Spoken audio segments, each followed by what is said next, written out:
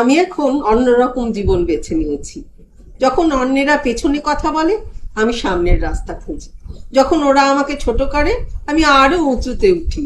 আর যখন বিষ ছড়ায়, আমি গন্ধ শুকি গোলাপে। এখন আমি জানি কারো জন্য থেমে থাকবো না, কারো ব্যর্থ আনন্দের উৎস হব না। আমি এখন সময় বের করি নিজের জন্য।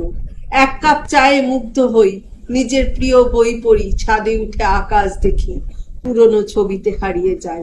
আমি বাঁচি, নিজের জন্য বাঁচি। আমি শিখেছি কিছু সম্পর্ক ছেড়ে দিলে জীবন হালকা হয়, কিছু তিক্ততা মন থেকে মুছে দিলে নিঃশ্বাস গভীর হয়। সবাইকে সাথে নিয়ে চলা যায় না, এটা মেনে নিতে হয়।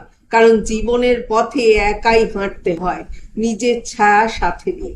আজ আমি কৃতজ্ঞ সেই সব আঘাতের জন্য যা আমাকে ভেঙে না দিয়ে গড়ে তুলেছে, সেই সব একাকিত্বের জন্য যা আমায় নিজেকে ভালোবাসতে শিখেছে। আমি এখন জানি আমি কারো প্রমাণ নই, আমি কারো গল্প নই। আমি নিজের গল্প, আমি নিজের সৃষ্টি, নিজের শক্তি। ভালোবাসা, ভালো থাকবেন।